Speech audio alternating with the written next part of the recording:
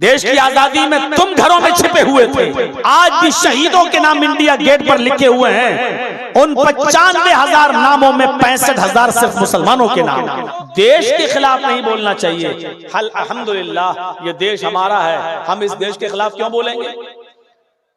अरे अंग्रेजों के गुलाम तो तुम थे, देश की आजादी में तुम घरों में छिपे हुए थे। आजादी तो हमने दिलवाई है, अंग्रेजों से लड़े हम, हमारे उलमा शहीद हुए। आज भी चले जाइए इंडिया गेट पर, जितने लोगों के नाम आज भी शहीदों के नाम इंडिया गेट पर लिखे हुए हैं, उन 95,000 नामों में 65,000 सिर्फ मुसलमानों के नाम। 65,000 सिर्फ मुसलमानों के नाम। ये बिल्कुल सच बात है। भाइयों, ये देश हमारा है, ये मुल्क हमारा है। इस मुल्क के खिलाफ हम क्यों बोलेंगे?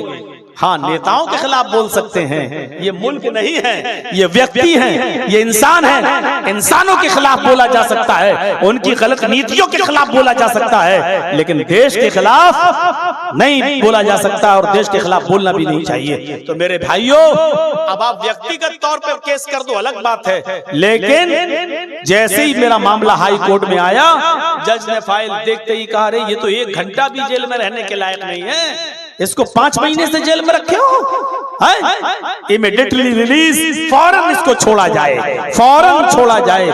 ये आदमी तो 1 मिनट के लिए भी, 1 घंटे के लिए भी जेल में रहने के लायक नहीं। ये ऑर्डर में लिखा है 1 घंटे के लिए भी जेल में रहने के लायक। तो मेरे भाइयों, पहला नाम मोहम्मद, और वही शब्द अज्ञान हेतु किरत मोह मदांधिकारम नाशम, बिल्कुल साफ शब्दों में।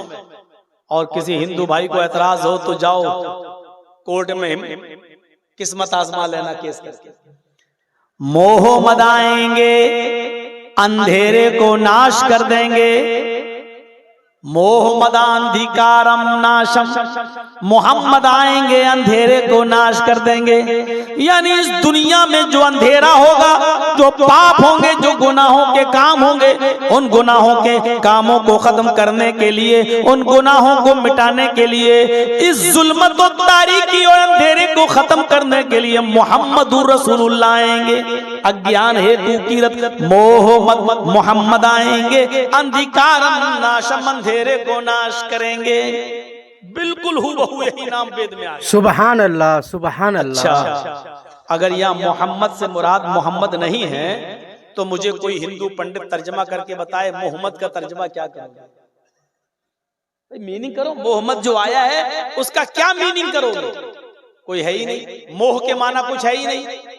और मोह मद अलग अलग करके पढ़ोगे तो 2 लफ्ज बनते, मोह मद। मोह मानी लालच और मद मानी शराब, उसी से बना है मदिरा। मोह मानी लालच और मद मानी शराब। लालच और शराब, अब तर्जमा करो, मोह मद, लालच और शराब, ना अंधकारम नाशम, अंधेरे को नाश करेंगे। तो शराब और लालच कभी अंधेरे को नाश करते हैं क्या? शराब और लालच अंधेरे को नाश करता है क्या? नहीं करता। इसका मतलब यह है कि यहाँ मोहम्मद का लफ्ज मोहम्मद है, और मोहम्मद एक इंसान का नाम है, और वो रसूल है, पैगंबर है। इसलिए यह तर्जमा करना पड़ेगा कि मोहम्मद आएंगे, अंधेरे को नाश करेंगे। शराब और लालच अंधेरे को नाश थोड़ी करेगा, शराब और लालच तो अंधेरे को और बढ़ाएगा, वो नाश नहीं करेगा। तो इसलिए यह तर्जमा किया जाएगा, मोहम्मदांधिकारम नाशम, मोहम्मद अंधेरे को नाश करेंगे, मोहम्मद अंधेरे को मिटाएंगे। इसमें कोई शक नहीं कि मोहम्मद रसूलुल्लाह ने अंधेरे को मिटाया। जुआ खेला जाता था, शराब पी जाती थी, जिनाकारी हद से ज्यादा थी, बेपर्दगी और यानियत का बाजार गरम था। औरतें खाने काबा का, मोहम्मद रसूलुल्लाह के नबी बनने से पहले औरतें खाने काबा का बिल्कुल बरहना और नंगी होकर तवाफ किया करती थी। उनके जिस्म पर कोई कपड़ा ना हुआ करता था, वो बिल्कुल बरहना और नंगी होकर तवाफ किया करती थी। मोहम्मद रसूलुल्लाह आपने औरतों को उनके हुकूक दिलाए, उनको उनके जिस्मों पर कपड़े पहनाए। आपने जुए को खत्म किया है, आपने शराब की हुर्मत का ऐलान किया है, आपने जिनाकारी के दरवाजे को बंद किया है। इतने गुनाहों के काम हुआ करते थे कि लोग अपने घरों में पैदा होने वाली लड़की को जब वो 4 साल की हो जाया करती थी तो उस बच्ची को जंगल में ले जाया करता था उसका कसाई बाप, उसका संग दिल बाप, उसका पत्थर दिल बाप उसको जंगल में ले जाया करता था और उसको एक गड्ढे में धक्का दे दिया करता था और ऊपर से मिट्टी डाल कर उसको दफन कर दिया करता था, उसको मार डालता था, जिंदा दफन कर दिया करता था। ऐसा अंधेरा था जिसको मोहम्मद रसूलुल्लाह सल्लल्लाहु अलैहि वसल्लम ने आकर दूर किया। अल्लाहु अकबर, अल्लाहु अकबर। कितने चैलेंज थे नबी के सामने।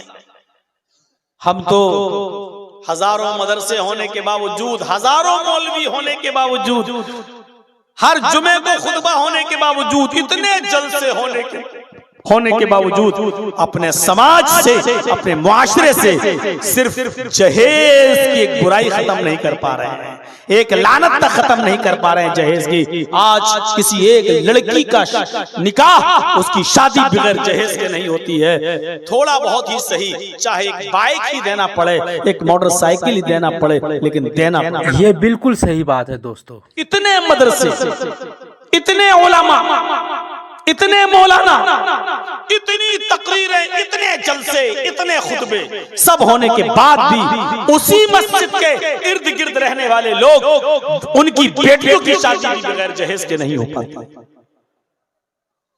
इतने मौलवी मिलके एक बुराई खत्म नहीं कर पा रहे हैं, जहेज।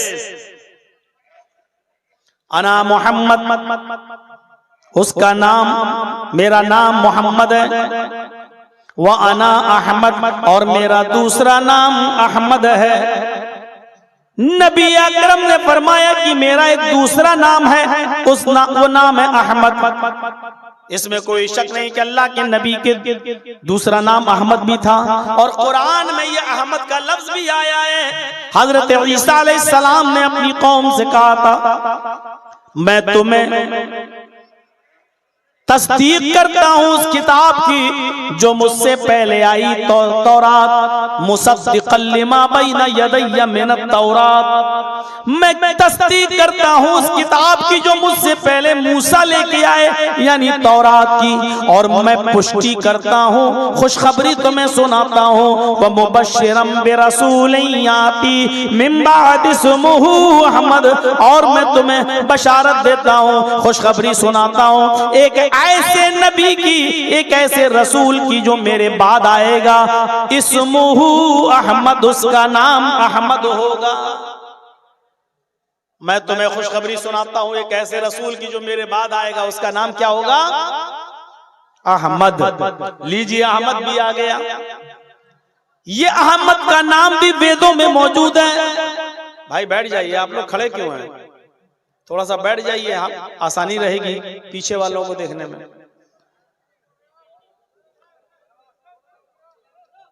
थोड़ा सा सहूलत पैदा करिए, लोगों के लिए आसानी पैदा कीजिए। देखिए, मैं इतनी आसान भाषा में बोल रहा हूं, एक बात को कई बार बोलता हूं ताकि आप समझ जाएं। मैं बंबई और दिल्ली में नहीं बोल रहा हूं। मुझे मालूम है कि आप लोग बंगला बोलते हैं और हिंदी आप लोग समझते हैं, लेकिन बहुत थोड़ी, तो हम बहुत आसान भाषा में आपको समझा रहे हैं। कोशिश भी कर रहे हैं कि आपके जहन में, माइंड में, आपके दिमाग में मैं अपनी बात उतार सकूं। अभी बंबई होता, दिल्ली होता, कोई और, तो हम अभी बहुत तेज स्पीड में बोल रहे होते। वहां एक बात को कई बार नहीं बोलते, लेकिन हम आपके बीच में आए हैं, हमें किस तरह बोलना है ये मैं जानता हूं। और इसीलिए बंगाल वाले बेचारे 20 साल से भूले नहीं हैं, हमको बुला रहे हैं, क्योंकि उनके समझ में मेरी बात आती है। अहमद का लफ्ज भी वेद में आया है। अहमद पितुष्परी में धामिर तस्य जगरब अहम सूर्यवाजनी, ये भी वेदों में मंत्र मौजूद है। अहमद पितुष्परी में धामर तस्य जगरब, अहमद ने सबसे पहले कुर्बानी दी। मेधामिर तस्य जगरब, अहमद पितुष्परी मेधामिर तस्य जगरब। अहमद पिता समान है, अहमद पिता समान है, बाप जैसे हैं, बाप है नहीं का, बाप जैसे हैं। जैसे बाप अपनी औलाद को उनकी गलतियों पर डांटता भी है और समझाता भी है, उसी तरीके से मोहम्मदुर रसूलुल्लाह भी तुम्हें डांटेंगे भी और समझाएंगे भी। अहमित पितुष्परी पिता समान है, मेधा मृतस्य जग्रब, उन्होंने सबसे पहले कुर्बानी दी, यानी अपना इलाका, अपना शहर, अपना वतन छोड़ा। वही सबसे पहले मक्के से मदीने की तरफ हिजरत की है। कुर्बानी का मतलब उन्होंने अपने माँ बाप की, उन्होंने अपने रिलेटिव्स की, उन्होंने अपने शहर की, उन्होंने अपने साथियों की कुर्बानी दी। अपने शहर को, अपनी बस्ती को छोड़ दिया। अहमित पितुष्परी मेधा मृतस्य जग्रब, सबसे पहले कुर्बानी दी और कहा अल्लाह से, कहा ईश्वर से, अहम सूर्यवाजनी, हाय हमारे प्रभु, हाय हमारे रब, हाय हमारे ईश्वर, हाय हमारे रब, हाय हमारे दाता, हमको संपूर्ण जगत के लिए सूरज बना दे, हमको सूर्य की तरह रोशन कर दे, हमको सूरज की तरह चमका दे। अल्लाह ने मोहम्मद रसूलुल्लाह को सूरज की तरह चमका दिया। चमकाने का मतलब समझ रहे हैं? जैसे सूरज निकलता है उसकी रोशनी सबके घरों में जाती है, रात के अंधेरे को मिटा देता है और सूरज सबको रोशन कर देता है। इसी तरीके से मोहम्मद रसूलुल्लाह ने अपने इल्म से सबको रोशन कर दिया, अपने इल्म से सबको चमका दिया, यानी मोहम्मद रसूलुल्लाह सबके लिए नबी बनकर पहुंच गए, नबी बनकर आए। अहम सूर्यवाजनी, हाय अल्लाह हमको सूरज की तरह बना दे, जैसे सूरज सबको रोशनी देता है ऐसी हमसे भी सबको रोशनी दे दे, यानी हमारे जरिए भी सबको इल्म पहुंचा। अल्लाह ने मोहम्मद रसूलुल्लाह को सिराज मुनीर भी कह दिया, सिराज मुनीर भी कह दिया, यानी चमकता हुआ सूरज, रोशन सूरज भी कह दिया। या अय्युहन नबी इन्ना अरसलनाका शाहिदन व मुबश्शिरन व नज़ीरा व दाइयन इलल्लाहि बिइज़्निही व सिराजन मुनीरा। मोहम्मद सल्लल्लाहु अलैहि वसल्लम, हमने आपको रोशन सूरज बनाकर भेजा है, रोशन चिराग बनाकर भेजा है। रोशन सूरज, जब सूरज निकलता है तो अंधेरा मिट जाता है। मोहम्मद रसूलुल्लाह के भी वही हाल है। जब आपको नबूवत मिली तो आपने गुनाहों का अंधेरा खत्म कर दिया। सूरज जब निकलता है तो रात में होने वाले जराइम का इर्तिकाब रुक जाता है, चोर चोरी करना दिन की रोशनी में छोड़ देता है और दिन दहाड़े जराइम का इर्तिकाब नहीं करता है। सूरज की रोशनी में कोई आदमी दिन दहाड़े जुर्म नहीं करता है। इसी तरीके से मोहम्मद रसूलुल्लाह ने लोगों को ऐसा समझाया कि लोगों ने गुनाह करना छोड़ दिए, अल्लाहु अकबर, लोगों ने गुनाह करना छोड़ दिए। फर्क इतना है, आसमान से ये सूरज निकलता है, ये दिन में निकलता है और रात में बुझ जाता है, लेकिन मोहम्मद रसूलुल्लाह वो सूरज है जिनकी रोशनी रात में भी रहती है और दिन में भी रहती है, जिनका नाम रात में भी लिया जाता है और दिन में भी लिया जाता है। इसीलिए हजरत आयशा मोहम्मद रसूलुल्लाह को अपना सूरज कहा करती थी। एक बीवी होकर अपने पति से, एक बीवी होकर अपने हस्बैंड को सूरज कहा करती थी और ये शेर पढ़ा करती थी, ली शम्सुन वलिलाफाक शम्सुन, ली शम्सुन वलिलाफाक शम्सुन, इन्न शम्स ततलु बाद फजरिन शम्सी ततलु बाद लिशा। ये शेर पढ़ा करती थी हजरत आयशा, लोगों एक तुम्हारा सूरज है, एक मेरा सूरज है, ली शम्सुन वलिलाफाक शम्सुन, आए लोगों एक तुम्हारा सूरज है और एक मेरा सूरज है। आए लोगों तुम्हारा सूरज फजर के बाद निकलता है, इन्न शम्स ततलु बाद फजरिन, लोगों का सूरज तो फजर के बाद निकलता है, पूरब से निकलता है, पूरब से आता है। शम्सी ततलु बाद इशा, लेकिन मेरा सूरज तो ईशा के बाद मेरे बिस्तर पर आता है, मेरा सूरज तो ईशा के बाद मेरे पास तशरीफ लाता है। हजरत आयशा अपने शौहर को सूरज कहती थी, सूरज। आज कोई औरत अपने शौहर को सूरज कहेगी तो दुनिया भर की बुराई और करती हैं और व्हाट्सएप पे क्या क्या भेजती रहती हैं अपने पतियों को। देखो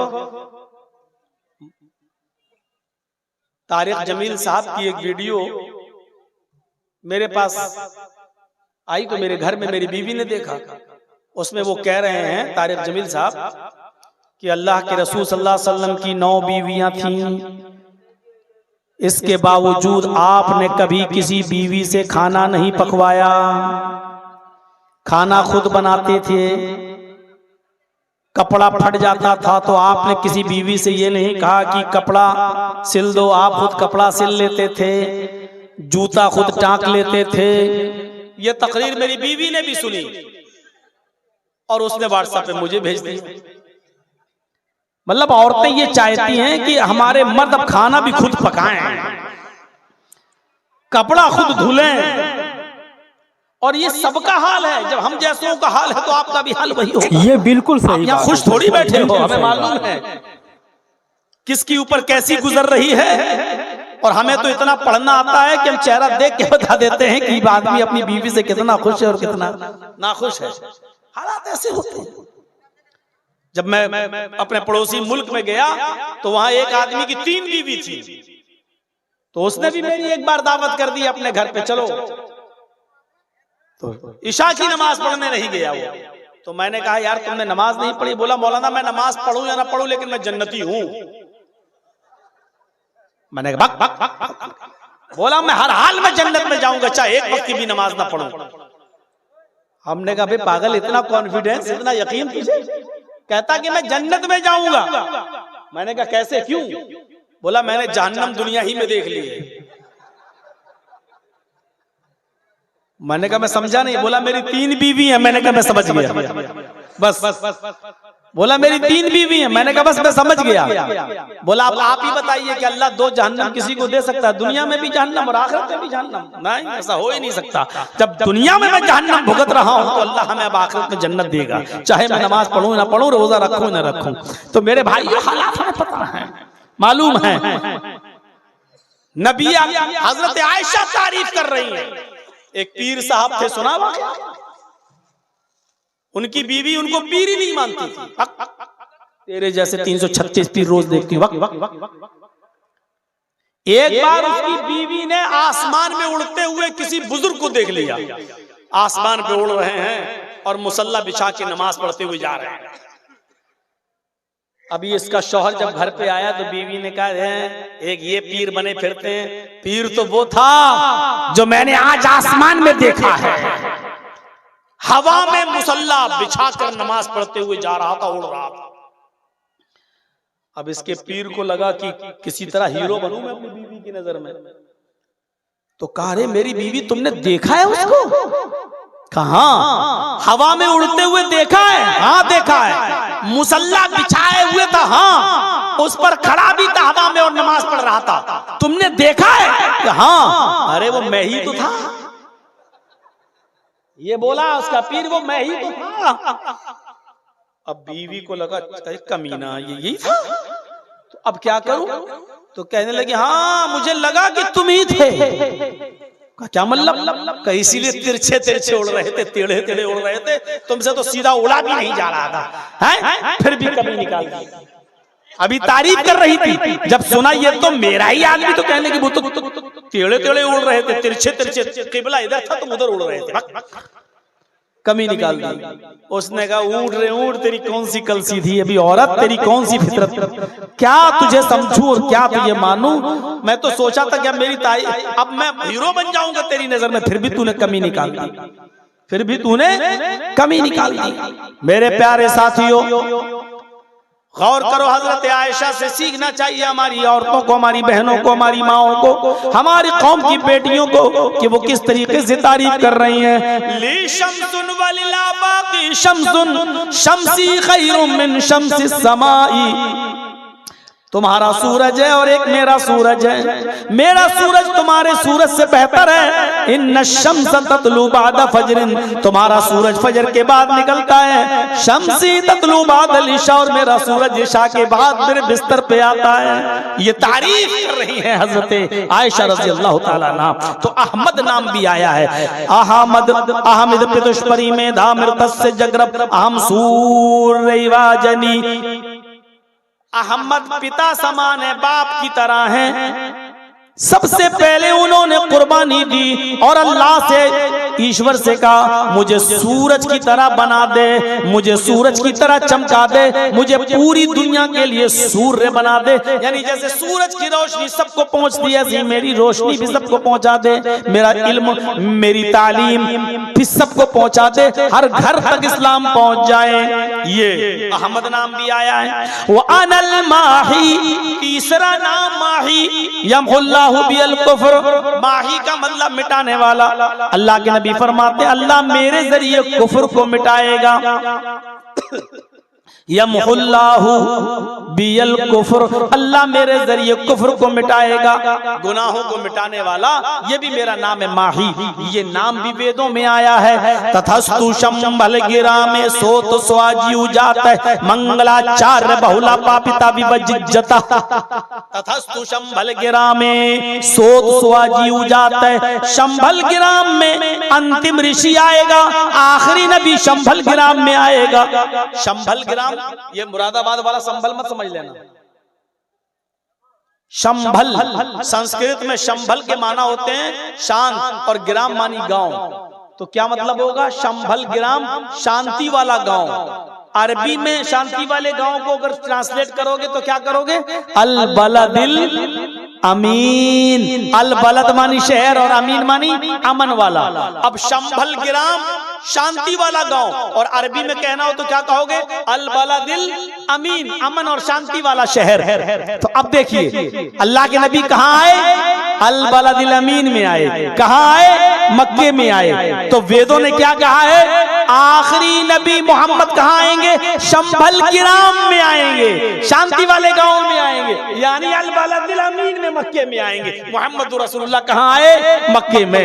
हिंदू भाइयों बहुत सोचने की जरूरत है। तुम्हारी किताब नाम बता रही है, अब तुम्हारे यहाँ शंभल गिराम कोई ना हो तो हम क्या करें?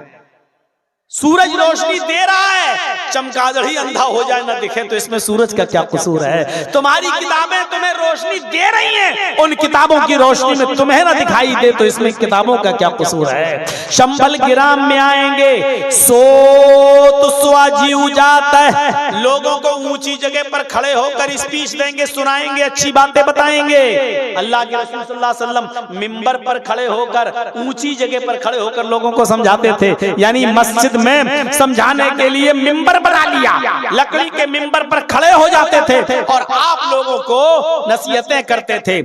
सोत स्वाजी उजाते, मंगलाचार, नेकियों की बातें बताएंगे, अच्छी अच्छी बातें बताएंगे। बहुला पापिता विवज्जता, बहुला मानी बहुत बड़े बड़े पाप ताप गुनाह, यानी कबीरा गुनाह, बड़े बड़े गुनाहों से लोगों को रोकेंगे, बड़े बड़े गुनाहों से लोगों को मना करेंगे, बड़े बड़े गुनाहों से लोगों को बाज रखेंगे।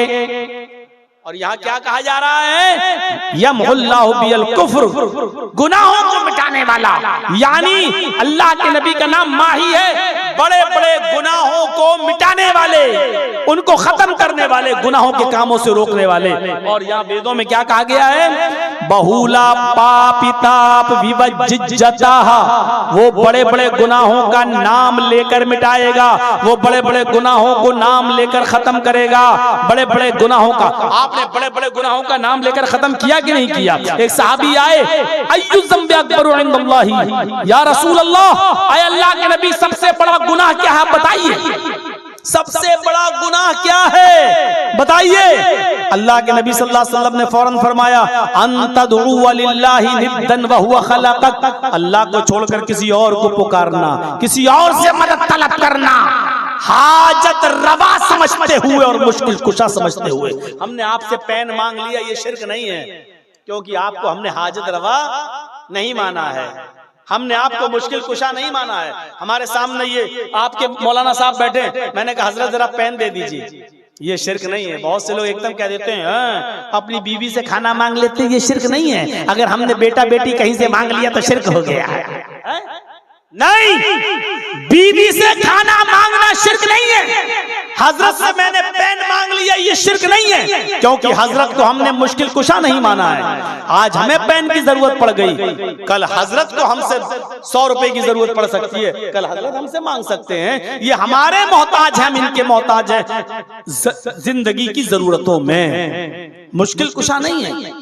बीवी से हमने कह दिया खाना लाओ, हम शिर्क नहीं कर रहे हैं, इसलिए कि बीवी को मुश्किल कुशा नहीं मानते हैं, क्योंकि बीवी भी हमारी मोहताज है। वो हमें खाना नहीं दे रही है, खाना उसने तब दिया जब चावल लाकर मैंने दिया, दाल लाकर मैंने दिया, सब्जी लाकर मैंने दिया, तेल लाकर मैंने दिया, नमक लाकर मैंने दिया, गैस का सिलेंडर लाकर मैंने दिया, उसने पकाकर तैयार कर दिया और पक गया खाना तो हमको लाई।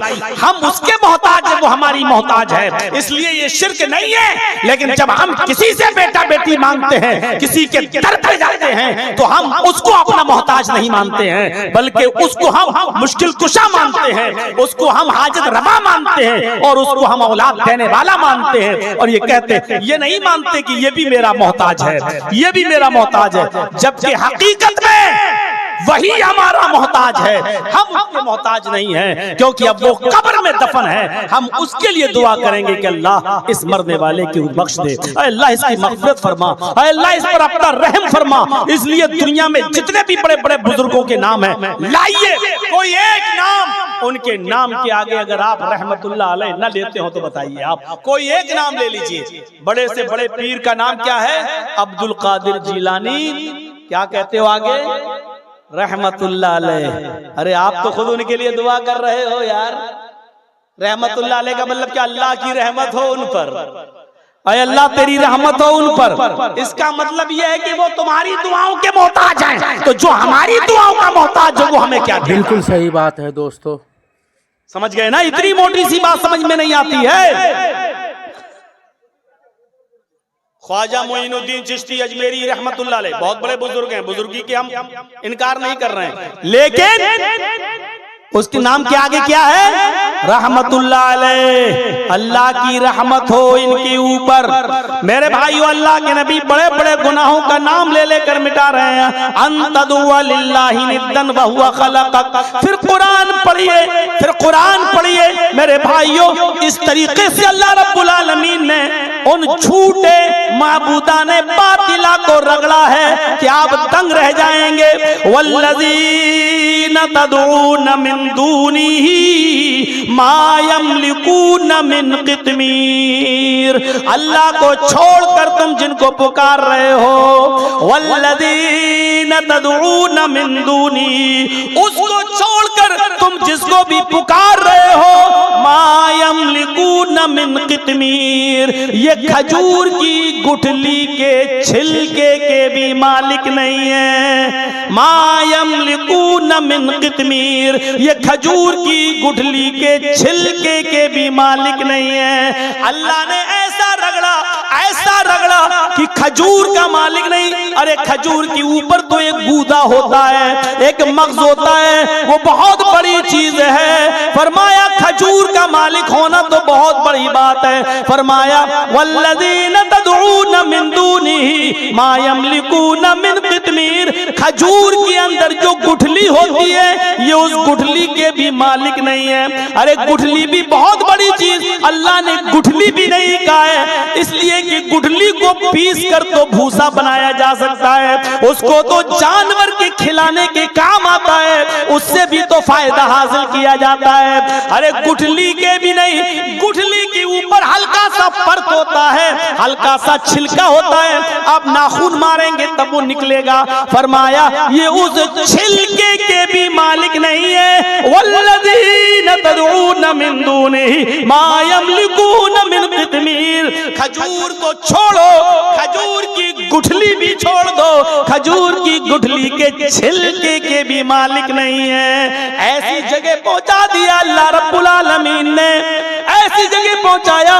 इन्नल्लज़ीना तदऊन मिन दूनिल्लाहि लन यख़्लुक़ू ज़ुबाबा, अल्लाह को छोड़कर तुम जिनको पुकारते हो ये सब मिल जाएं, वलव इज्तमऊ लहू, सब मिल जाएं। अल्लाह को छोड़कर तुम जिनको पुकारते हो ये एक मक्खी भी पैदा करने की ताकत नहीं रखते। वलविज्तमाऊ, सबकी सब जमा हो जाएं, कश्मीर से कन्याकुमारी तक, बरेली से बगदाद तक, पूरी दुनिया के सारे इकट्ठे हो जाएं, ये सब मिल जाएं तो एक मक्खी भी पैदा करने की ताकत नहीं रखते।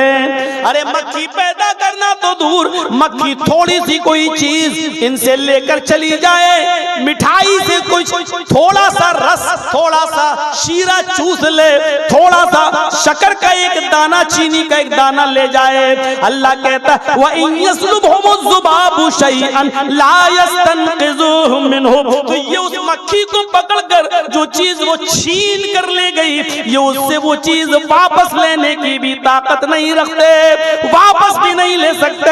अब बहुत से लोग कहेंगे मौलाना ये बात तो अल्लाह ताला ने पत्थर की मूर्तियों के लिए कही है, ये बुजुर्गों के लिए नहीं कही है, ये नेक बंदों के लिए नहीं कही है, ये पत्थर की मूर्तियों के लिए कही। अल्लाह जानता था कि ऐसे लोग पैदा होंगे जो कमियां निकालेंगे, जो कहेंगे पत्थर की मूर्तियों के लिए कही, इसलिए अल्लाह ने साफ साफ कह दिया है इन्नल्लज़ीना तदऊना मिन दूनिल्लाहि इबादुन अम्सालुकुम, अल्लाह को छोड़कर तुम जिनको पुकार रहे हो वो पत्थर की मूर्तियां नहीं है, वो तुम्हारे ही जैसे बंदे हैं। इबादुन अम्सालुकुम, वो तुम्हारे ही जैसे बंदे हैं। तुम पत्थर की मूर्तियों से बेटा बेटी नहीं मांग रहे हो, अपने ही जैसे बंदों से बेटा बेटी मांग रहे हो। अल्लाह ने कहा इबादुन अम्सालुकुम, वो तुम्हारे ही जैसे बंदे हैं। पत्थर की मूर्तियों के बारे में ये कुरान की आयत नाजिल नहीं हुई है, बल्कि ये बुजुर्गों बंदों ही के लिए हुई है। अल्लाह को सब कुछ मंजूर है, लेकिन शिर्क बर्दाश्त नहीं है, शिर्क मंजूर नहीं है। No compromise. नमाजों में कमी होगी, हम तुम्हें चाहें तो माफ कर देंगे। रोजे में कमी होगी, हम चाहें तो तुम्हें माफ कर देंगे। हाँ, नमाज की, रोजों की, हज की, ज़कात की कमियां लेके आओगे, हम हो सकता है तुम्हें माफ कर दें, लेकिन शिर्क लेके आओगे तो हम तुम्हें माफ नहीं करेंगे। इन्नल्लाह ला यग़फ़िरु अन युश्रका बिही व यग़फ़िरु मा दूना ज़ालिका लिमन यशा, अल्लाह शिर्क को माफ नहीं करेगा और उसके अलावा जिसको चाहेगा अल्लाह माफ कर देगा, लेकिन शिर्क को। सब्सक्राइब कीजिए, अपने दोस्तों के पास शेयर कीजिए।